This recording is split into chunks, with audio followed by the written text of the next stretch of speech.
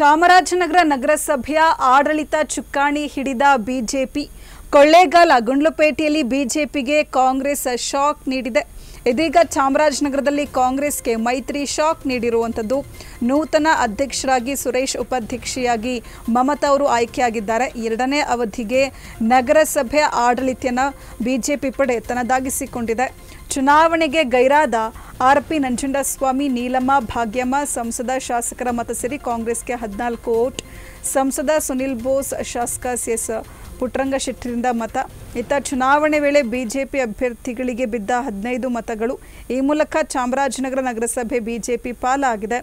ಚಾಮರಾಜನಗರ ನಗರಸಭೆ ಆಡಳಿತದ ಚುಕ್ಕಾಣಿ ಹಿಡಿದಂಥ ಬಿಜೆಪಿ ಕೊಳ್ಳೇಗಾಲ ಗುಂಡ್ಲುಪೇಟೆಯಲ್ಲಿ ಬಿಜೆಪಿಗೆ ಶಾಕ್ ನೀಡಿದ್ದ ಕಾಂಗ್ರೆಸ್ ಇದೀಗ ಚಾಮರಾಜನಗರದಲ್ಲಿ ಕಾಂಗ್ರೆಸ್ಗೆ ಮೈತ್ರಿ ಶಾಕ್ ಅನ್ನು ಕೊಟ್ಟಿದೆ. ನೂತನ ಅಧ್ಯಕ್ಷರಾಗಿ ಸುರೇಶ್ ಅವರು, ಉಪಾಧ್ಯಕ್ಷೆಯಾಗಿ ಮಮತಾ ಅವರು ಆಯ್ಕೆಯಾಗಿದ್ದಾರೆ. ಎರಡನೇ ಅವಧಿಗೆ ನಗರಸಭೆ ಆಡಳಿತವನ್ನು ಬಿಜೆಪಿ ಪಡೆ ತನ್ನದಾಗಿಸಿಕೊಂಡಿದೆ.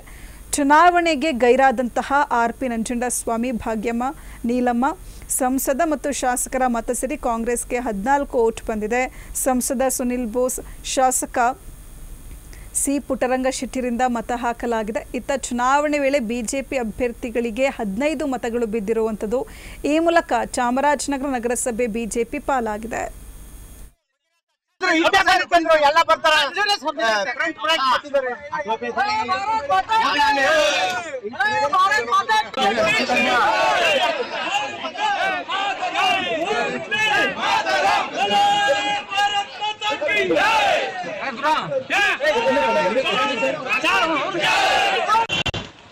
ಚುನಾವಣೆಯಲ್ಲಿ ವ್ಯಕ್ತಿತ್ವ ಹಾಗೂ ಕೆಲಸ ಕಾರ್ಯಗಳು ಇವತ್ತಿಗೆ ಕೊಟ್ಟರೆ ನಗರ ಅಭಿವೃದ್ಧಿ ಆಗುತ್ತೆ ಅನ್ನೋ ದೃಷ್ಟಿಯಲ್ಲಿ ಎಲ್ಲ ನಮ್ಮ ನಗರಸಭಾ ಸದಸ್ಯರುಗಳು ನಮಗೆ ಒಕ್ಕೊರ್ಲಿಂದ ಆಯ್ಕೆ ಮಾಡಿದ್ದಾರೆ.